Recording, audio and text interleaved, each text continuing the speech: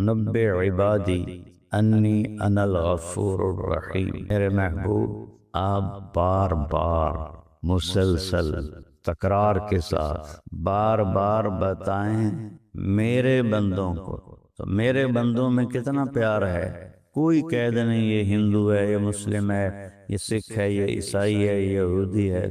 عبادی، میرے بندوں کو بتائیں کہ میں تمہارے سامنے ہوں، بتا تو خود بہت مہربان رحم کرنے والا۔ من تقرب الی تلقیتہ من بعید، جو مجھے راضی کرنے کے لیے میری طرف آتا ہے میں آگے بڑھ کر اس کا استقبال کرتا ہوں۔ من اعرض عنی نادیتہ عن قریب، اور جو میری طرف نہیں آتا میں خود اس کے پاس چلا جاتا ہوں اور اسے کہتا ہوں اولک رب غیری، میرے بندے کا میرے علاوہ بھی کوئی رب ہے تیرا؟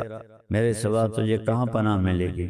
نہ کہیں جہاں میں امان ملی، جو امان ملی تو کہاں ملی میرے جرم خانہ خراب کو تیرے عفو بندہ نوازن۔ 99 نام ہیں جو میرے نبی نے ہمیں بتائے، لیکن ان 99 ناموں میں صرف ایک نام ہے المنتقم، جو اللہ کے غصے اور انتقام کو بتاتا ہے، انتقام لینے والا المنتقم۔ باقی جو 98 ہیں وہ سب اس کی شہنشاہی، بادشاہی، اس کا رحم، اس کا کرم، وہ سب اس کو بیان کرتا ہے۔ اللہ کے نبی نے اپنے رب کی غصے والی صفت کو اس کی اپنی رحمت والی صفات کے ساتھ ایسے کور کر دیا۔ البر، نیکی کو قبول کرنے والا، التواب، توبہ کو قبول کرنے والا، المنتقم کے بیچ میں ہے۔ جو رحمتیں ہیں ان کا تو یہ حق بنتا ہے کہ ہم نافرمانی کی طرف جائیں بھی نہیں، لیکن اکثریت دنیا اللہ کو بھلا کے نافرمان ہے۔ پیغام قرآن مولانا طارق جمیل صاحب کے ساتھ پروگرام ملاحظہ کیجئے رمضان المبارک کی ہر رات تراویح کے بعد یوٹیوب لائیو صرف طارق جمیل آفیشل پر۔ السلام علیکم ورحمۃ اللہ وبرکاتہ۔ بسم اللہ الرحمن الرحیم، والصلاة والسلام علی رسولہ الکریم وعلی آلہ واصحابہ اجمعین۔ میرے محترم بھائیوں بہنوں، بیٹوں بیٹیوں اور پوری دنیا میں سننے والے مسلم نان مسلم سب کے لیے میرا یہ پیغام ہے۔ ایک صحابی آئے اور آ کر پوچھا یا رسول اللہ من یحاسبنا یوم القیامہ، قیامت کے دن ہمارا حساب کون لے گا؟ تو آپ نے فرمایا اللہ حساب لے لے۔ تو دیہاتی آدمی تھے وہ صحابی، وہ کہنے لگے بخن بخن بخن۔ بخن کا ترجمہ ہماری پنجابی میں ملتا ہے با محاورہ کہ موجیں ہی ہو گئیں یا موجاں۔ تو اس پر آپ نے فرمایا کہ یہ کس بات پہ تم کہہ رہے ہو موجاں ہو گئیں یا موجاں؟ ما یحملک علی قولک بخن بخن۔ تو اس نے کہا یا رسول اللہ ان الکریم اذا قدر عفا، کریم سخی ذات پکڑ بھی لے تو معاف کر دیتا ہے۔ تو اللہ نے عرش کے اوپر کوئی مخلوق نہیں ہے، لیکن ایک بہت بڑی تختی ہے جس کی لمبائی چوڑائی اللہ ہی جانتا ہے، اس پر اللہ نے لکھوایا ہوا ہے ان رحمتی سبقت غضبی، میری رحمت میرے غصے سے آگے بڑھ گئی۔ قرآن میں 2 جگہ اللہ نے کہا ہے کہ کتب ربکم علی نفسہ الرحمہ، یہ جملہ 2 دفعہ آیا ہے کہ تمہارے رب نے تم پہ رحم کرنا اپنے اوپر فرض کر لیا ہے۔ اللہ پر کوئی چیز فرض نہیں، اللہ کے ذمے کچھ نہیں، لیکن کیا کمال ہے کہ کہتا ہے تم پہ رحم کرنا میں نے اپنے اوپر فرض کر لیا ہے، لازم کر لیا ہے۔ ربک الغفور ذو الرحمہ لو یؤاخذہم بما کسبوا لعجل لہم العذاب۔ پھر یہ اللہ تعالیٰ کہہ رہا ہے کہ تمہارا رب بہت مہربان، بڑی رحمت والا، اگر وہ تمہیں پکڑنے پہ آتا تو تم پر فوراً عذاب آتا اور تم میں ما ترک علیہا من دابہ، کوئی جاندار زندہ نہ رہتا اگر ہماری نافرمانیوں پر اللہ پکڑ کرتا فوری۔ تو ایک آیت ذہن میں آئی جس پر میں نے یہ ساری بات کی، اللہ کی رحمت اس کے غصے سے آگے ہے۔ 99 نام ہیں جو میرے نبی نے ہمیں بتائے۔ ویسے تو اللہ کی ذات کی جیسے کوئی حد اور لمٹ نہیں ہے، اللہ تعالیٰ کی صفات کی بھی کوئی حد اور انتہا نہیں ہے، لیکن ان 99 ناموں میں صرف ایک نام ہے المنتقم، جو اللہ کے غصے اور انتقام کو بتاتا ہے، انتقام لینے والا المنتقم۔ باقی جو 98 ہیں وہ سب اس کی شہنشاہی، بادشاہی، اس کا رحم، اس کا کرم، اس کا جمال، اس کی قدرت، اس کی طاقت، سب اس کو بیان کرتا ہے۔ اور المنتقم کو بھی عجب جگہ میرے نبی نے بیان کیا۔ آپ یہ میری 5 انگلیاں دیکھیں، یہ 2 ادھر ہیں، 2 ادھر ہیں، یہ بیچ میں ہے، اس کو الوسطی بھی کہتے ہیں۔ تو جب اللہ کے نبی پیچھے سے لا رہے ہیں صفات بیان کرتے ہوئے، تو البر، التواب، اس کو بھی بعد میں بتاتا ہوں، العفو، الرؤوف، ادھر بھی 2 نام رحمت کے، ادھر بھی 2 نام رحمت کے، ان کے بیچ میں ہے المنتقم، انتقام لینے والا۔ یہ ایسا سمجھیں جیسے چھری کور میں ہو، تلوار کور میں ہو تو وہ کاٹ نہیں سکتی۔ اللہ کے نبی نے اپنے رب کی غصے والی صفت کو اس کی اپنی رحمت والی صفات کے ساتھ ایسے کور کر دیا۔ البر، نیکی کو قبول کرنے والا، التواب، توبہ کو قبول کرنے والا، العفو، درگزر کرنے والا، الرؤوف، انتہائی مہربان، المنتقم کے بیچ میں ہے۔ تو میرے رب کی طرف سے جو رحمتیں ہیں ان کا تو یہ حق بنتا ہے کہ ہم نافرمانی کی طرف جائیں بھی نہیں، لیکن اکثریت دنیا اللہ کو بھلا کے نافرمان ہے۔ اور میرا رب یہاں کہہ رہا ہے، اب میں وہ آیت بتانے لگا ہوں، نبئ عبادی انی انا الغفور الرحیم وان عذابی هو العذاب العلیم۔ نبئ، میرے محبوب آپ بار بار بتائیں، نبئ ہوتا ہے انبئ، ایک دفعہ بتانا، نبئ بار بار بتانا۔ میرے محبوب آپ عبادی، میرے بندوں کو، کتنی محبت سے اللہ نے پکارا، میرے بندے، اور اس میں مسلم، غیر مسلم، اللہ نے سب کو اس میں جگہ دی ہے۔ عبادی، میرے محبوب آپ بار بار مسلسل تکرار کے ساتھ میرے بندوں کو بتائیں، عبادی، میرے بندے۔ سو دنیا میں جتنے لوگ، کوئی پتھروں کو پوج رہا ہے، کوئی گائے کو پوج رہا ہے، کوئی بندر کو پوج رہا ہے، کوئی درختوں کی پوجا کر رہا ہے، کوئی اپنے ہاتھوں سے بت بنا کر پھر اس کی پوجا کر رہا ہے، اس کے سامنے آرتی جلا رہا ہے۔ اور اب تو پلاسٹک کے بت بنتے ہیں اور وہ اس کے سامنے ایسے ہاتھ جوڑ کے کھڑے ہوتے ہیں، ایسے سب۔ اور کوئی آج فیشن بن گیا ہے، یہ کالج یونیورسٹیوں کے بچوں کا، میں تو ایتھیسٹ ہوں، میں تو کسی خدا کو نہیں مانتا۔ یہ دنیا کا سب سے بے وقوفی والا بول ہے۔ اس سے بڑا کوئی بے وقوف نہیں جو اس کائنات کے رب کو نہ کا انکار کر دے۔ تو اللہ سب سے کہہ رہا ہے میرے بندے، بار بار بتائیں میرے بندوں کو کیا، انی، کہ یقیناً میں، انا بذات خود۔ اب الفاظ کا چناؤ اور اس میں جو اللہ کی محبت کی طاقت ہے، انی، یقیناً میں، انا بذات خود کیا ہوں، الغفور ہوں، الرحیم ہوں، انتہائی معاف کرنے والا ہوں، انتہائی رحم کرنے والا ہوں۔ اچھا، اب بتا رہے ہیں وَأَنَّ عَذَابِي هُوَ الْعَذَابُ الْعَلِيمُ، اور میرا جو عذاب ہے وہ بھی بہت دردناک ہے۔ آیت کو بظاہر دیکھیں تو دونوں پلڑے برابر ہیں، خوشخبری کے بھی اور پکڑ کے بھی، لیکن دونوں میں ایسے فرق ہے کہ یہ جو پکڑ والا، سزا والا جملہ ہے، ہلکا ہو کے ہوا میں اٹھ گیا ہے، اور یہ جو جملہ رحمت والا، بخشش والا، یہ وزن سے نیچے جھک گیا ہے۔ کیا کہتا ہے اللہ؟ وَأَنَّ عَذَابِي، اور میرا عذاب هو العذاب العلیم، وہ عذاب بہت سخت ہے۔ پہلے ہم پیچھے جائیں۔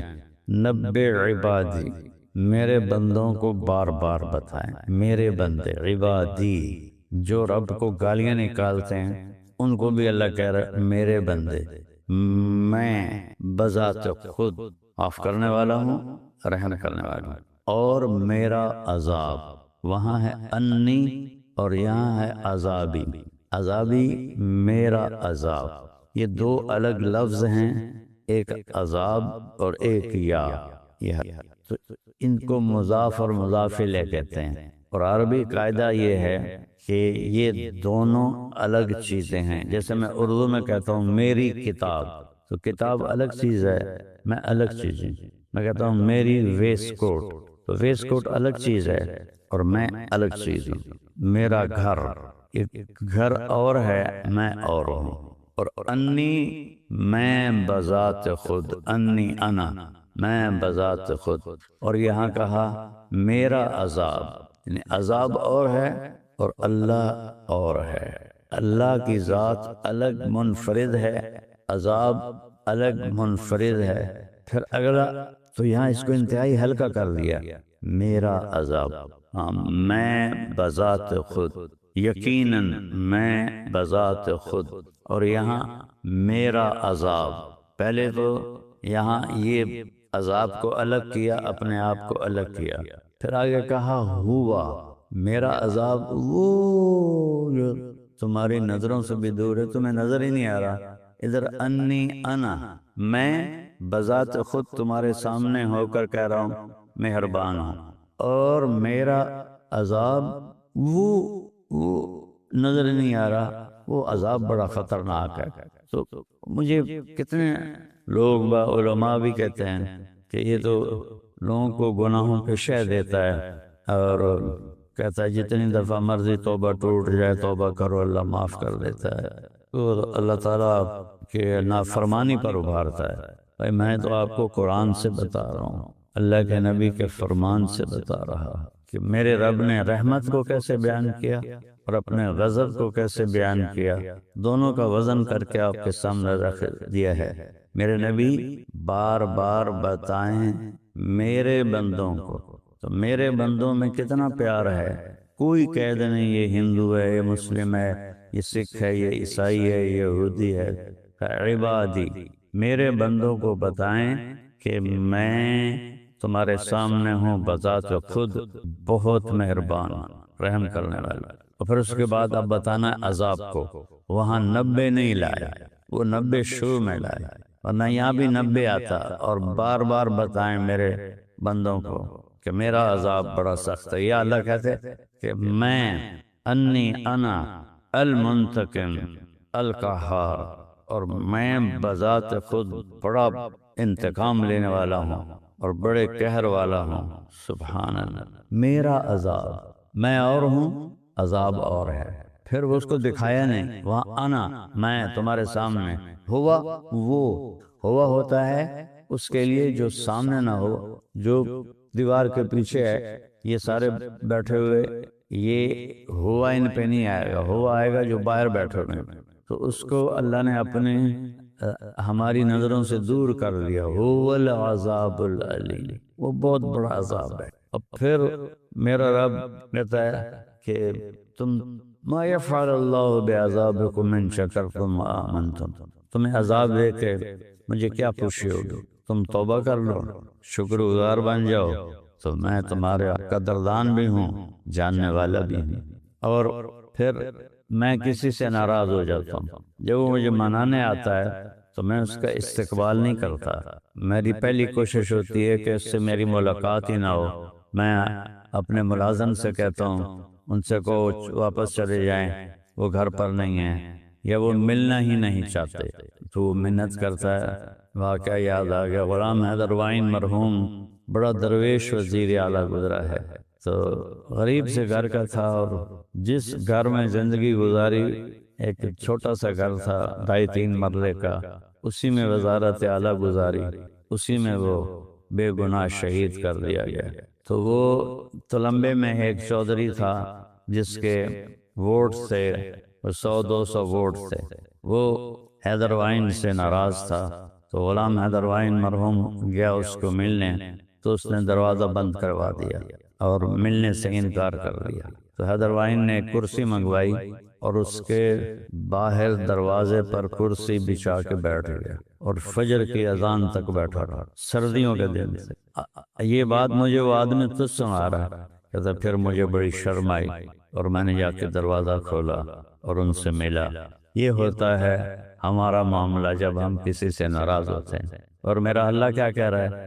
من تقرب الیہ تلقیتہ من بعید، جو مجھے راضی کرنے کے لیے میری طرف آتا ہے میں آگے بڑھ کر اس کا استقبال کرتا ہوں، جس سے ہم ناراض ہوں اس کا استقبال کرتے ہیں۔ اور میرا رب کہہ رہا ہے جو مجھے منانے آتا ہے میں آگے بڑھ کر اس کا استقبال کرتا ہوں۔ وَمَنْ أَعْرَضَ عَنِّي نَادَيْتُهُ عَنْ قَرِيبٍ، اور جو میری طرف نہیں آتا میں خود اس کے پاس چلا جاتا ہوں اور اسے کہتا ہوں اَوَلَكَ رَبٌّ غَيْرِي، میرے بندے کا میرے علاوہ بھی کوئی رب ہے تیرا؟ میرے سوا تجھے کہاں پناہ ملے گی؟ نہ کہیں جہاں میں امان ملی، جو امان ملی تو کہاں ملی میرے جرم خانہ خراب کو، تیرے عفو بندہ نواز نے، کہ کہیں جائے پناہ نہیں ہے، صرف وہی ہے در اللہ کا جہاں پناہ ملتی ہے۔ یہ نا ایک بڑا غلط سا محاورہ، 9 سچوں کے کھا کے بلی حج کو چلی۔ بھائی بڑے ساری زندگی گناہ کر کے ہم توبہ کرتا پیا، تو 9 سچوں کے کھا کے بلی حج کو چلی جائے تو معافی ہو جائے گی انشاءاللہ۔ 9000 بھی کھا لے اور جا کر اللہ کی بارگاہ میں ماتھا ٹیک دے تو اللہ معاف کر دے گا۔ یہ تو محاورہ ہی غلط ہے، محاورہ ہے یہ اقبال کا شعر، نہ کہیں جہاں میں امان ملی، جو امان ملی تو کہاں ملی میرے جرم خانہ خراب کو، تیرے عفو بندہ نواز میں، میرے منہ کی سیاہیاں میرے گناہ ان کو تیری بارگاہ میں جا کے پناہ ملی اور معافی ہوئی۔ تو اللہ سے بڑھ کر تو کوئی مہربان نہیں، اس سے بڑھ کر کوئی معاف کرنے والا نہیں۔ زمین کہتی اللہ اجازت دے میں پھٹ جاؤں ان کو نگل جاؤں، سمندر کہتے ہیں اللہ اجازت دے میں چڑھ جاؤں ان کو بہا دوں، فرشتے کہتے ہیں اللہ اجازت دے ہم اتر جائیں ان کی گردنیں اڑا دیں، تیرا کھا کے اور تیری نافرمانی کرتے ہیں۔ تو اللہ تعالیٰ فرماتے ہیں دعو عبدی فانا اعلم بعبدی منکم، میرے بندے کو کچھ نہ کہو، میں اپنے بندے کو تم سے زیادہ جانتا ہوں، میں اس کی توبہ کا انتظار کر رہا ہوں، جب یہ توبہ کرے گا میں معاف کروں گا۔ تو میرے بھائی بہنوں، رمضان کا مبارک مہینہ ہے اور اللہ کی رحمت کے در کھلے ہوئے ہیں اور جہنم کے دروازے بند ہیں، شیطان قید ہیں، جنت کا دروازہ کھلا ہوا ہے۔ ہم سب مل کر اپنے گناہوں پہ توبہ کریں اور اللہ کی بارگاہ میں معافی مانگیں۔ ہمارے تو گناہ ہی تھوڑے سے ہیں، میرا اللہ تو کہتا ہے اتنے گناہ کر کے آسمان کی چھت کو لگا دے، پھر صرف ایک دفعہ کہہ دے یا اللہ معاف کر تو سارے معاف کر دو۔ میں یہاں عائشہ مسجد میں بیٹھا تھا، 4 نوجوان آئے، کہا جی مولانا صاحب ساری زندگی نہ نماز پڑھی، نہ جمعہ پڑھا، نہ عید پڑھی، نہ روزہ رکھا، زندگی میں 2 روزے رکھے وہ بھی شراب پی کر افطار کیے۔ تو ہمارا خیال تھا ہماری کوئی بخشش نہیں، لہذا ہم نے جو موج کرنی ہے نا بھائی یہاں کر رہے ہیں، آگے تو آگی ہے۔ تو ایک دن ہم گاڑی میں تھے، ہمارے ایک دوست ہمارے ساتھ بیٹھا اور اس نے آپ کی کیسٹ لگا دی، اس کو کیسٹوں کا دور تھا، تو اس میں آپ نے بیان کیا کہ اللہ تعالیٰ فرماتا ہے اتنے گناہ کرو کہ آسمان کی چھت کو لگا دو، پھر ایک دفعہ معافی مانگو تو میں معاف کر دوں گا۔ تو مولانا صاحب ہم نے کبھی زندگی میں نہیں سنی تھی یہ بات کہ اللہ اتنا معاف کرنے والا ہے، ہم تو سمجھتے تھے اب ہماری بخشش کوئی نہیں۔ اس حدیث کو سننے کے بعد ہم نے توبہ کی اور قریب ہی رمضان گزرا تھا، سارے روزے رکھیں، ساری نمازیں پڑھی ہیں، تراویح پڑھی ہے اور ساری چیزوں سے توبہ کی ہے اور 5 وقت نمازی بن گئے ہیں۔ تو اللہ کی رحمت سے تو حوصلہ بڑھتا ہے۔ پہلی دنیا نا امید ہوئی پڑی ہے، ان کو اور ڈرا دھمکا کہ نا امید کرنا، یہ میں تو اللہ کی رحمت سے جوڑتا ہوں اپنے بھائی بہنوں کو، ساری دنیا کے انسانوں کو، کہ اللہ کے سامنے جھک جاؤ، اللہ معاف کر دے گا۔ اللہ کو معافی پسند ہے، محبوب ہے۔ ندامت کا آنسو ہزاروں نفلوں پہ بھاری ہوتا ہے اللہ کی بارگاہ میں۔ تو میں بھی توبہ کرتا ہوں، آپ بھی توبہ کریں، اپنے اللہ کو راضی کریں۔ السلام، آج 23 کی رات شب جمعہ ہے، تو قرائن کے لحاظ سے لگتا ہے کہ امید ہے یہی ہوگی، چونکہ جمعہ کی رات بھی شامل ہو رہی، اور ہو سکتا ہے یہ جمعۃ الوداع ہو۔ امکان ہے کہ ایک جمعہ اور بڑھ جائے اگر 30 کا مہینہ ہوا، اور اگر 29 کا ہوا تو پھر تو یہ آخری جمعہ ہے۔ تو یہ شب جمعہ ویسے ہی بابرکت ہوتی، سارے سال کی شب جمعہ انتہائی بابرکت ہوتی۔ شب جمعہ میں جو موت آ جائے تو امن فتنۃ القبر، قبر کے فتنے سے اللہ اس کو بچا لیتا ہے۔ تو یہ دو چیزیں اکٹھی ہو رہی ہیں۔ جوان لوگوں کو ہمت کرنا، میرے لیے دعا کرنا، بلکہ پوری امت کے لیے دعا کرنا۔ اور یہ ایران اور یہود و نصارہ کی جو جنگ ہے، اس میں اللہ تعالیٰ ایران والے بھائیوں کو فتح نصیب فرمائے۔ ہر بار کی طرح اس رمضان المبارک میں بھی مولانا طارق جمیل صاحب کی زبانی پروگرام ملاحظہ کیجیے۔ رمضان المبارک کی ہر رات تراویح کے بعد صرف طارق جمیل آفیشل پر۔ ایک دفعہ اللہ کے نبی صلی اللہ علیہ وسلم نے فرمایا، بنو اسرائیل میں 4 انبیاء نے مسلسل 80 سال جہاد کیا۔ تو صحابہ نے عرض کی، یا رسول اللہ، ہماری تو عمریں بھی 80 سال نہیں ہوتی، اور ہو جائیں تو کسی کام کے نہیں رہتے، تو ہم کیا کریں؟ اس پر اللہ نے سورہ قدر اتاری، انا انزلناہ فی لیلۃ القدر وما ادراک ما لیلۃ القدر لیلۃ القدر خیر من الف شہر۔ ایک رات ہم آپ کو دے رہے ہیں جو 80 سال سے بھی زیادہ ہے، 1000 مہینے 83 سال بنتے ہیں، تو خیر من الف شہر۔ ہر ایک جو اس رات جاگے گا 1000 مہینے کی بندگی تو اللہ ضرور دے گا، لیکن جس میں جتنی زیادہ عمل کی خوبصورتی ہوگی اس کے لیے پر خیر کا لفظ ہے کہ اللہ 1000 مہینے سے زیادہ جتنا بھی کر لے اس کے لیے تو کوئی مشکل نہیں ہے۔ اور کیا خوبصورت ہے قرآن، قدر کے جتنے معنی ہیں وہ اس صورت میں ہے۔ قدر و قیمت سنا ہے، پہلے اللہ نے لفظ قدر کو قیمت میں استعمال کیا، لیلۃ القدر خیر من الف شہر۔ لیلۃ القدر کی قیمت کیا ہے؟ 1000 مہینوں سے زیادہ ہے۔ قدر کا دوسرا معنی ہے تنگی، وَأَمَّا الْإِنسَانُ إِذَا مَا ابْتَلَاهُ فَقَدَرَ عَلَيْهِ رِزْقَهُ يَبْسُطُ الرِّزْقَ لِمَن يَشَاءُ وَيَقْدِرُ، جس کا کم کر دے قدرہ کمی۔ تو یہاں اللہ تعالیٰ قدر کا دوسرا معنی استعمال فرما رہے ہیں، تنزل الملائکۃ والروح، اتنے فرشتے اترتے ہیں کہ زمین تنگ پڑ جاتی ہے۔ یہاں قدر تنگی کے معنی میں ہے کہ ملائکہ کا نزول اتنا ہوتا ہے کہ یہ چھوٹی سی زمین ان کے آنے کی برکت سے چھوٹی ہی پڑ جاتی، تنگ پڑ جاتی۔ سعد بن معاذ رضی اللہ عنہ کی شہادت ہوئی، جنگ خندق میں زخمی ہوئے، اور پھر چند دنوں کے بعد انتقال ہوا۔ ہمارے نبی کو پتہ چلا تو جبریل آئے کہ یا رسول اللہ، آپ کے ساتھیوں میں کون فوت ہوا ہے؟ کہ کیوں؟ کہ اہتز عرش الرحمن طربا، اللہ کا عرش خوشی سے جھوم رہا ہے کہ کوئی آ رہا ہے۔ وہاں آپ نے کہا سعد زخمی تھا، آپ نے مسجد سے دوڑ لگائی کہ گھر پہنچے تو وہ انتقال فرما گئے تھے۔ کمرہ بالکل خالی تھا، چارپائی پڑی تھی، اور آپ کمرے میں ایسے داخل ہوئے جیسے سارا کمرہ بھرا ہوا ہو، اور آپ کوئی قدم یہاں رکھتے، کوئی ایسے، اس طرح زگ زیگ بناتے ہوئے سعد کے سرہانے ایسے کر کے بیٹھ گئے ایسے۔ تو صحابہ نے عرض کی، یا رسول اللہ، کمرہ تو خالی ہے، ہمیں تو کوئی نظر نہیں آ رہا، آپ ایسے اندر گئے جیسے کمرہ بھرا ہوا ہے، پھر آپ ایسے بیٹھے ہیں جیسے بڑی تنگ جگہ آپ کو ملی ہے۔ آپ نے فرمایا جو میں دیکھ رہا ہوں تم نہیں دیکھ رہے، یہ کمرہ فرشتوں سے بھرا ہوا ہے۔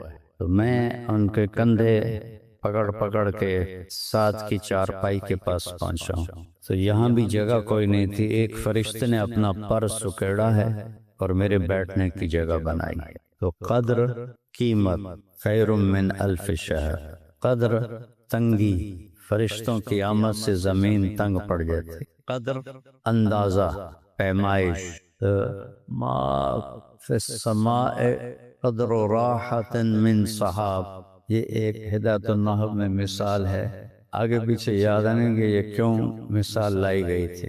تو قدر مسافت کو، پیمائش کو بھی کہتے ہیں۔ تو آخر میں اس کا معنی بتایا، سلام ہی حتی مطلع الفجر، یہ اس کی لمبائی کیا ہے، پیمائش کیا ہے، مغرب سے لے کر صبح و صادق تک یہ رات رہتی ہے۔ لفظ قدر کے سارے معانی اللہ تعالیٰ نے چھوٹی سی صورت میں استعمال کی۔ آپ جوان لوگ ہیں، آج رات بھی تاک رات ہے، تو اپنی ہمت دکھاؤ۔ آج ایک تو گزر گئی، ایک یہ آ رہی ہے، 2 اس کے بعد ہیں، 3، تو کوشش کرو کہ اللہ تعالیٰ آپ کو ہمت دے اور آپ اس رات میں اپنے اللہ کی بارگاہ میں جتنا بھی کچھ کر سکتے ہیں کریں۔ تھک جائیں، اونگ آ رہی ہے، پھر اللہ کا نبی نے کہا پھر سو جائے، پھر جاگے نہیں، زبردستی نہ کرے۔ تو میں سر درد سے پہلے 5 راتیں جاگتا تھا، کوئی تو ہوگی۔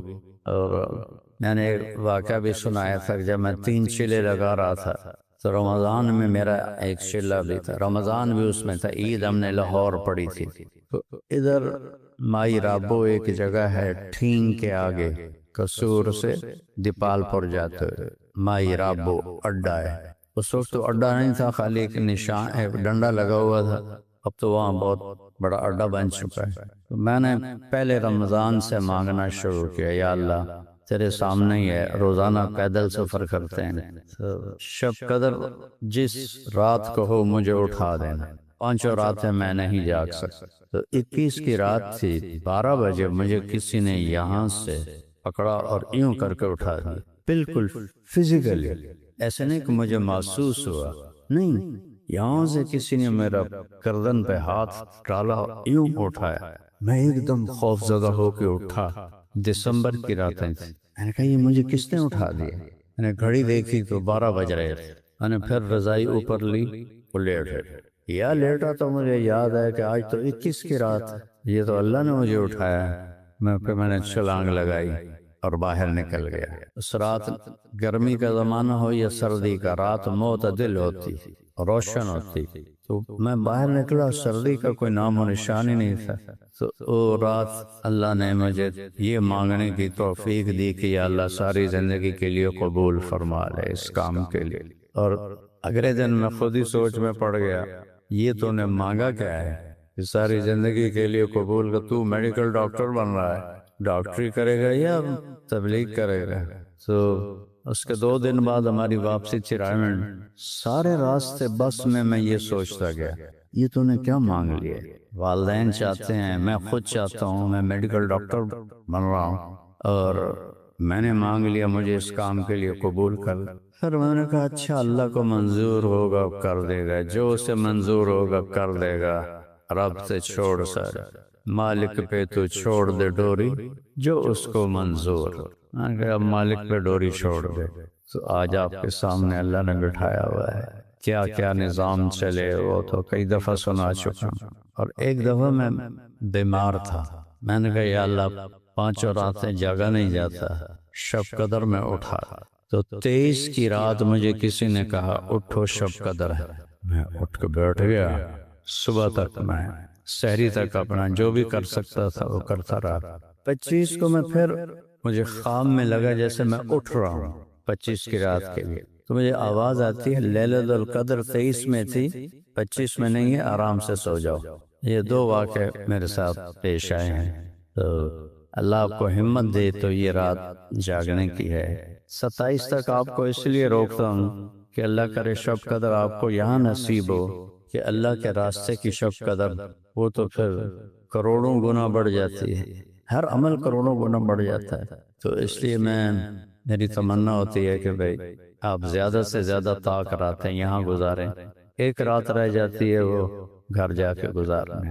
یہ اللہ نے اس امت پہ کرم کیا، ان کو اپنی رحمت سے نوازنے کے اس دن جبریل اترتے ہیں فی فرشتوں کے بہت بڑے لشکر کے ساتھ اترتے ہیں، اور جو اس رات کو عبادت کر رہا ہوتا ہے اس سے مصافحہ کرتے ہیں، ہر ایک سے مصافحہ کرتے ہیں۔ وہ ہم محسوس نہیں کرتے لیکن ہر ایک سے مصافحہ کرتے ہیں۔ پھر سحری کے قریب فرشتے پوچھتے ہیں اللہ نے کیا کیا ایمان والوں کے ساتھ؟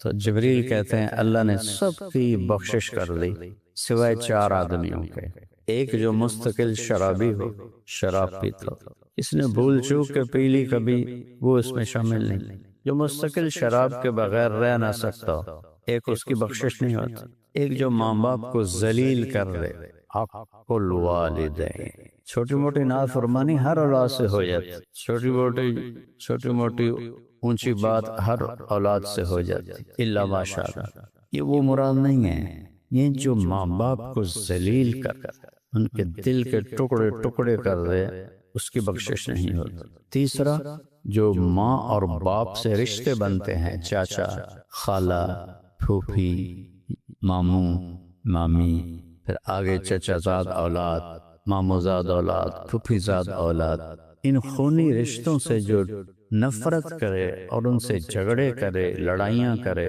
اس کی بھی بخشش نہیں ہوتی۔ چوتھا، جو دل میں کسی کے لیے نفرت پالے، غصہ آ جانا طبیعی چیز ہے، اس پہ پکڑ نہیں ہے، اگر اس کو نکال دے، ظاہر ہے مطلب اس کو برداشت کر کے اسے فنا کر دے، غصے کو پال لے، نفرت کو پال لے، بغض کو پال لے، چوتھا وہ ہے جس کی بخشش نہیں ہوتی۔ بخشش نہیں ہونے کا مطلب کیا ہے کہ جب تک ان چیزوں پر، ان بری عادات پر ہیں تو ان کی معافی نہیں ہوگی، توبہ کر لیں تو وہی معافی، اسی وقت معافی ہے۔ حضرت اکرمہ بن ابی جہل جب آئے مسلمانوں نے، کیا انہوں نے دشمنی باپ بیٹے نے دکھائی تھی، اور آپ نے فرمایا میری امت کا فرعون موسیٰ کے فرعون سے بڑا تھا، یا زخمیوں کے پڑا تھا تو عبداللہ بن مسعود اس کے سینے پر جڑے گردن کاٹنے کے لیے، من انتا کانا عبداللہ بن مسعود الحذلی یا روی الغنم سعدت صعب المرتقى، روی رعینی کا بکری چرانے والے، تصغیر ذلت کا، حقارت کا لفظ، سعدت المرتقى، بڑی چڑھائی پہ تو چڑھا ہے، نیچے سے کاٹنا پتہ چلے کسی سردار کی گردن ہے، اور اپنے ساتھی کو کہنا جتنی کل تم سے نفرت کرتا تھا اس وقت اس سے بھی زیادہ کرتا۔ اس پر آپ نے فرمایا کہ موسیٰ علیہ السلام کے فرعون نے تو کہا تھا آمنت بأنہ لا الہ الا الذی آمنت بہ بنو اسرائیل وانا من المسلمین، اور اس فرعون نے کہا کہ انت اليوم ابغض الی من الامس، کل جتنی نفرت تھی اس سے زیادہ مجھے اس وقت نفرت۔ آج 23 کی رات ہے، شب جمعہ ہے، تو قرائن کے لحاظ سے لگتا ہے کہ امید ہے یہی ہوگی، چونکہ جمعہ کی رات بھی شامل ہو رہی، اور ہو سکتا ہے یہ جمعۃ الوداع ہو، امکان ہے کہ ایک جمعہ اور بڑھ جائے اگر 30 کا مہینہ ہوا، اور اگر 29 کا ہوا تو پھر تو یہ آخری جمعہ ہے، تو یہ شب جمعہ ویسے ہی بابرکت ہوتی، سارے سال کی شب جمعہ انتہائی بابرکت ہوتی۔ شب جمعہ میں جو موت آ جائے تو امن فتنۃ القبر، قبر کے فتنے سے اللہ اس کو بچا لیتا ہے۔ تو یہ دو چیزیں اکٹھی ہو رہی ہیں، جوان لوگوں کو ہمت کرنا، میرے لیے دعا کرنا، بلکہ پوری امت کے لیے دعا کرنا، اور یہ ایران اور یہود و نصارہ کی جو جنگ ہے اس میں اللہ تعالیٰ ایران والے بھائیوں کو فتح نصیب فرمائے۔ اس کائنات کا پہلا رشتہ خامند اور بیوی، اور انسانیت کا آخری رشتہ وہ بھی خامند اور بیوی ہے، کہ جنت میں ہر شخص اپنی بیوی کے ساتھ، ہر خاتون اپنے خامند کے ساتھ ابدی زندگی گزاری، الحقنا بہم ذریتہم، ساتھ ساتھ رہیں گے اولاد رشتہ دار، لیکن ہر جوڑا اپنی جنت میں الگ۔ تو ابتدائے انسانیت، بھئی گونج ہے آواز میں، گونج کو ٹھیک کرو، ادھر سسٹم والی آواز گونج رہی ہے۔ تو ابتدا انسانیت کی جس رشتے سے ہوئی وہ خامد اور بیوی، انتہا بھی خامد اور دنیا میں بھی اگر اللہ تعالیٰ ہر ایک کو زندگی دے برکت والی لمبی، ماں باپ کی زندگی لمبی ہو جائے تو اولاد کی جب شادیاں ہو جاتی ہیں تو پھر وہی رشتہ باقی ہوتا ہے، وہ تنہا ہوتے ہیں، بیٹیاں شوہر کے ساتھ اور بیٹے اپنی بیویوں کے ساتھ، اور ماں باپ پھر وہی خامند اور بیوی، پھر وہی تنہائی کا رشتہ ہوتا ہے۔ کسی رشتے کے لیے اتنی آیات نہیں اتاری گئیں جتنی خامند بیوی کے لیے ہوتا ہے، پوری پوری سورت اور سینکڑوں آیات۔ ماں باپ کے لیے چند آیات، وہ توق میں نہیں پاؤں گا، ماں باپ کے لیے چند آیات ہیں، ہاں اولاد کے لیے چند آیات، رشتہ داروں کے لیے چند آیات، لیکن خامند اور بیوی کے لیے سینکڑوں آیات۔ پورا پورا مضمون چلتا ہے کہ خامند اور بیوی زندگی کیسے گزاریں، ان کی زندگی گزارنے کے آداب کیا ہیں، اصول۔ دو وجہ سے اس کو زیادہ پھیلایا گیا، ایک اس کی اہمیت، ایک اس کی نظر۔ اہمیت یہ ہے کہ یہ بنیاد ہے، یہ اگر ہل گئی تو سارا معاشرہ ہل، اس پر سارے معاشرے کی بنیاد ہے۔ یہ دو ایسی اکائیاں ہیں جس سے سارے عدد ہوئے، اور نزاکت اس لیے ہے کہ کوئی رشتہ ٹوٹتا نہیں، ماں بیٹے کا، ماں بیٹی کا، باپ بیٹے کا، بھائی بھائی کا، بہن بھائی کا رشتہ ٹوٹتا نہیں۔ خامند بیوی کا رشتہ ایک بول پہ ٹوٹ، ایک لفظ ہوتا ہے رشتہ، تو اس لیے اس کو محفوظ رکھنے کے لیے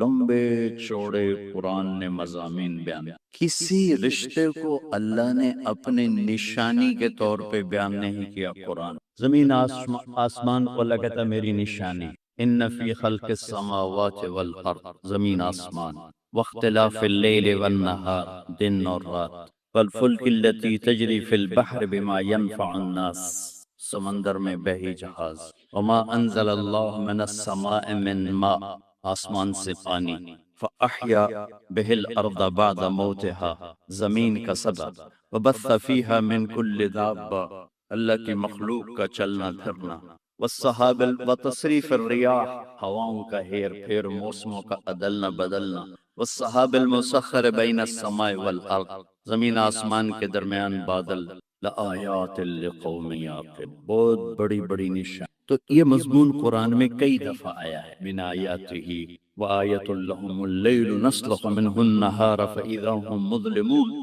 لیکن کسی رشتے کو اللہ نے نہیں کہا کہ میری بہت بڑی نشانی ہے ماں باپ بنائی، میری بہت بڑی نشانی ہے اولاد بنائی، میری بہت بڑی نشانی ہے پوتے پوتیاں نواسے نواسیاں بنائے، بہن بھائی بنائے۔ زمین آسمان کو اپنی نشانی، بہت بڑی نشانی، اَأَنتُمْ أَشَدُّ خَلْقًا أَمِ السَّمَاءُ أَفَلَا يَنظُرُونَ إِلَى الْإِبِلِ كَيْفَ خُلِقَتْ وَإِلَى السَّمَاءِ كَيْفَ رُفِعَتْ وَإِلَى الْجِبَالِ كَيْفَ نُصِبَتْ وَإِلَى الْأَرْضِ كَيْفَ سُجِّرَتْ وَالشَّمْسِ وَضُحَاهَا وَالْقَمَرِ إِذَا تَلَاهَا والنهار إذا جلاها والليل إذا يغشاها والسماء وما بناها والأرض وما طحاها ونفس وما سواها۔ یہ سب اللہ اپنی نشانیوں کے طور پر مخلوق کو ذکر کرتا ہے۔ ایک رشتے کو اللہ کہتا ہے کہ یہ بھی میری، اور اس کو بڑی نشانیوں میں لے کر آئے۔ من آیاتہ ان خلقکم من تراب، کتنی بڑی اللہ کی نشانی ہے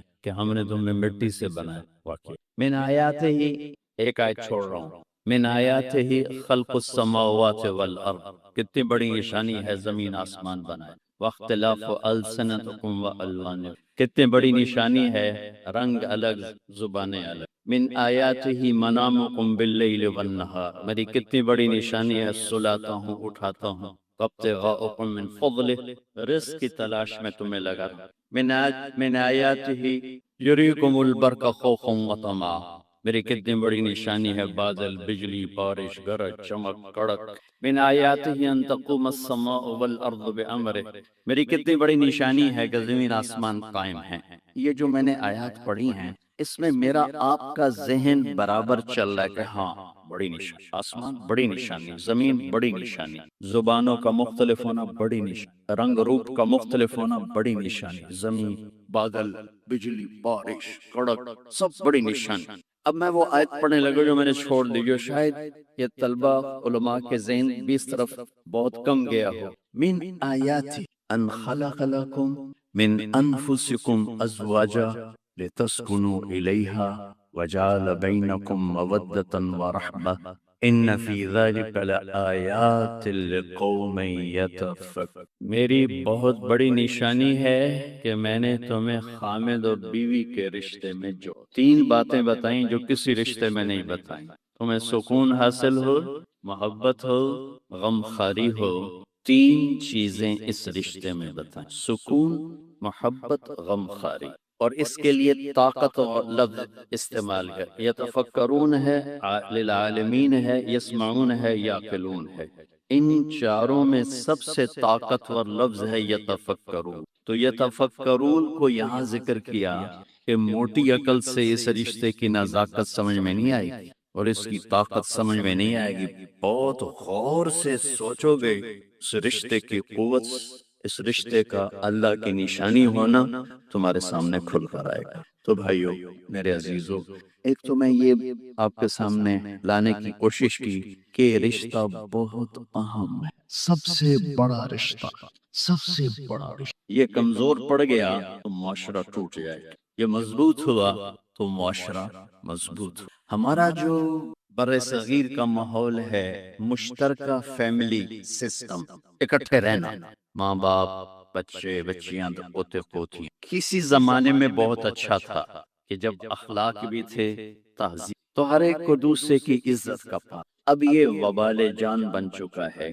کہ ہم منفی ذہن کے لوگ ہو چکے، تو یہ جو کٹھے رہنا ہے، یہ اس رشتے کو نہیں، ہر رشتے کو تباہ کر رہا ہے۔ بھائی ٹوٹ رہے ہیں، بہنیں ٹوٹ رہی ہیں، اولاد ماں باپ میں نفرتیں، اور خامد اور بیوی کا رشتہ بنتے ہی ساس سسر ایک خوفناک کردار اس معاشرے کا ہے، جو میں درد سے کہتا ہوں کہ باپ کی صورت میں وہ اور ہوتا ہے اور سسر کی صورت میں وہ اور ہو جاتا ہے، ماں کی صورت میں وہ اور ہوتی ہے اور ساس کی صورت میں وہ اور بن جاتی۔ بڑی مصیبت ہے اس میں، دیندار، دنیا دار، حتیٰ کہ معذرت کے ساتھ عالم غیر عالم سب برابر ہو چکے ہیں، کیونکہ معاشرت اتنا طاقتور پیغام ہے کہ وہاں علم بھی ہار جاتا ہے اور وہاں فتوے بھی ہار جاتے ہیں اور وہاں معلومات بھی ٹھنڈی پڑ جاتی ہیں۔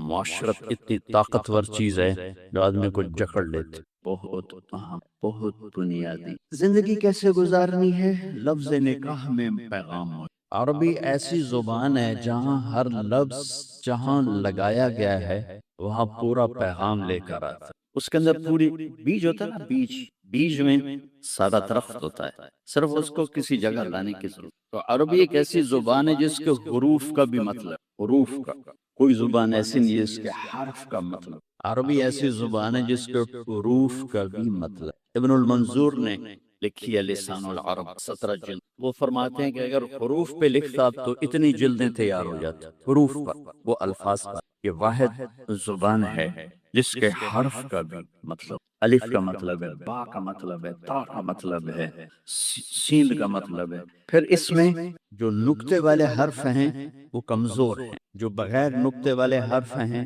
وہ طاقت۔ اس میں کئی وجوہات میں ایک وجہ جو آپ سب سمجھیں گے، نقطے والا حرف اپنا مطلب بتانے کے لیے محتاج ہے نقطہ لگاؤ، اور بغیر نقطے والا حرف اپنا مطلب بتانے کے لیے کسی چیز کا محتاج نہیں، وہ آزاد ہو کر اپنا مطلب ادا کرتا ہے۔ جب اس مالک نے اپنا نام چنا تو ان حروف سے چنا جس میں نقطہ نہ آئے، اللہ۔ جب اپنے حبیب کا نام چنا تو ان حروف سے چنا جس میں وہ نقطہ نہ آئے، محمد، احمد۔ اور جب کلمہ بنایا تو ان حروف سے بنایا کہ جس میں نقطہ نہ آئے، لا الہ الا اللہ، بولو محمد رسول۔ نقطہ ہے، ہمارے علمی حلقے، دنیاوی حلقے سب اللہ کی وجہ خدا بولتے ہیں۔ یہ میرا ایک معصوم سا گلہ ہے، میں کوئی مفتی تو بڑے بڑے بیٹھے کوئی فتویٰ نہ ٹھوکے جی، مطلب خدا کہنا کوئی منع نہیں، سارے اکابر، سارے علماء استعمال کرتے چلے آئیں، لیکن یہ جڑتا نہیں اللہ کے ساتھ، اللہ ہی جڑتا ہے، چونکہ اس نے خود کہا میرا نام اللہ ہے، اس نے کہا میرا نام خدا ہے۔ خدا ایک ترجمہ ہے، خدا ترجمہ ہے، نام نہیں ہے، ترجمہ ہے۔ اور ناموں کا ترجمہ نہیں ہوتا، نام کو نام سے پکارا جاتا ہے، نام کا ترجمہ نہیں ہوتا ہے، نام کو نام سے پکارا جاتا ہے۔ تو آپ سارے اہل علم بیٹھے ہو، کون سی بڑی بات ہے خدا سے ہٹ کے اللہ پہ آ جائے، جو خود اس نے کہا اللہ نور السماوات والارض، اللہ لا الہ الا هو الله الذي لا إله إلا هو الله الذي يبدأ الخلق ثم يعيده الله الذي رفع السماوات بغير عمد ترونها الله الذي خلق سبع سماوات ومن الأرض مثلهن قل هو الله أحد الله الصمد. کیا نام ہے اللہ. یہ واحد لفظ ہے جو ہونٹوں سے نہیں ادا ہوتا، اندر سے ادا ہوتا ہے. کہو اللہ، ہونٹ نہیں ہلتے، حلق بولتا ہے اللہ. کہو، یہ اس لفظ کی خصوصیت ہے. لفظ کہہ رہا ہے میں اندر میں آنے والی ذات، مجھے اندر لے جاؤ. ہونٹ نہیں ہلتے، حلق ہلتا ہے اللہ. یہاں سے آواز آتی ہے، یہاں سے. میں ہونٹ ہلاؤں گا تو اللہ ہو نہیں سکے گا، اللہ ادا نہیں ہو سکے گا. اللہ. تو بچو، اور یہ آپ کے مفتیان بھی، علماء سے بھی، عوام سے، اللہ کہنے کی عادت ڈالو، اللہ لکھنے کی عادت ڈالو. جو نور لفظ اللہ میں ہے وہ خدا میں نہیں ہے. یہ فارسی کا لفظ اللہ اب اس کے اپنی ذات سے نکلا ہوا لفظ جو اللہ. تو جب آدمی اللہ کہتا ہے تو اللہ کے تمام صفاتی نام، تمام صفاتی نام. تو میرے عزیزو، آپ عربی طلبہ ہو، عربی سے مناسبت پیدا کرو. صرف ضربہ یضرب ضربن پہ نہ رہ جاؤ. بدنی زید کتھو مریا ضرب زید ضرب. کدی مار کھا رہے کدی مار رہے، کدی روٹی کھا رہے کدی لتر کھا رہے، کدی روٹی کھا رہے کدی سوٹے مار لیا. اکل زیدن ضرب زیدن ضرب زیدن. ایک تاجر کہنے لگا مدرسے کے طلبہ غصے والے کیوں ہوتے ہیں؟ میں نے کہا یہ پہلا سبق ضرب یضرب ضربن پڑھتے تو جو کہ دماغ میں ضرب ضرب لگ جاتا ہے، پھر جو کردا ضرب ضرب ضرب ضرب. مصیبت ہے بھئی، کوئی اور بھی دیکھ. میرے بچوں، عربی سے مناسب پیدا. اگر قرآن سے مزہ لینا ہے تو عربی سے مناسب. ہمارے علمی حلقوں میں فقہ غالب ہے، فقہ، قرآن غالب نہیں، فقہی مزاج غالب آگے. اور ثانوی رحمت اللہ علیہ کی تحفۃ العلماء میں نے پڑھا کہ جو صرف فقہ میں لگتے ہیں ان کے مزاج میں شدت آ جاتی. جو قرآن میں لگتے ہیں، حدیث میں لگتے ہیں، ان کے مزاج میں نرمی ہوتی ہے، اعتدال ہوتی ہے. فقہ تو ایک قانون ہے، قانون پڑھنے سے تو ایمان نہیں بنتا، ایمان تو قرآن سے بنتا ہے، حدیث پاک سے بنتا ہے. تو میں یہ کہہ رہا تھا کہ لفظ نکاح یہاں کیوں بولا جاتا ہے؟ ایک لڑکے اور لڑکی کا رشتہ قائم ہو رہا ہے، اس رشتے کے لیے لفظ نکاح کیوں؟ مولانا ظاہر شاہ صاحب رحمۃ اللہ علیہ نے ہمارے اندر لفظ کی تحقیق کا ذوق ڈالا تھا. کب مفید طالبین پڑھتے ہی. مفید طالبین 2 ہفتے کی کتاب ہے، ہمیں ہمارے استاد رحمۃ اللہ نے 3 مہینے میں پڑھائی تھی، اور ہمیں ایک راستہ سمجھایا تھا کہ لغت کی تحقیق کیسے کرنی. تو وہ میرا ایک ذوق بن گیا. اب میرا مطالعہ تو ہے نہیں، سفر، سردرد، لوگوں کی ملاقاتیں، سب سے بڑا سردرد. تو وقت بے وقت، وقت بے وقت، تو لفظ کیا پیغام دیتا ہے، یہ میرا تھوڑا سا ذوق ہے. لفظ کیا پیغام، تفسیر. ہاں، ہم عقائد میں، اصول میں تو لکیر کے فقیر ہیں، ہم لا مذہبیت کے قائل نہیں ہیں. قرآن تو ایک ابدی پیغام ہے. سوچتا تھا کہ اس رشتے کے لیے لفظ نکاح کیوں. پھر میں نے لغات کو دیکھنا شروع کیا کہ کیا مناسبت ہو سکتی. تو مجھے اتنے خوبصورت مناسبت ملی، میں اس کو بیان کیا. نکاح کا مطلب ہے 2 چیزوں کا یکجان ہو جانا، 2 چیزوں کا یکجان. اور اس کے 4 شکلیں لغت میں بتائی گئی. بارش کے پانی کا زمین میں جذب ہو کر یکجان، نیند کا آنکھوں میں اتر کر سلا کے یکجان ہو جانا، مرد کا عورت پہ اعتماد کر کے ایک جان ہو، درخت کی شاخوں کا ایسے آپس میں مل جل کر یکجان ہو کر چھاؤں بنا دینا. یہ ہے لفظ نکاح کا لغوی مطلب. یہ یہاں کیسے فٹ آتا ہے؟ مرد کے خوبصورت اخلاق جو دھیمی بارش کی طرح عورت کے دل پہ اترتے ہیں، جو زمین ہے اور وہ ایک سرسبز کھیتی بن جاتی ہے. اب آیت قرآن جوڑ دو، نساؤکم حرث لکم، تمہاری بیویاں تمہاری کھیتیاں ہیں. اور کھیتی کو ڈنڈے سے نہیں چلایا جاتا، فتوے سے نہیں چلایا جاتا. مفتی طیب صاحب جا کے فتویٰ دے دیں گندم ہو جا، میں یہ فتویٰ دارالعلوم امدادی بنی گو.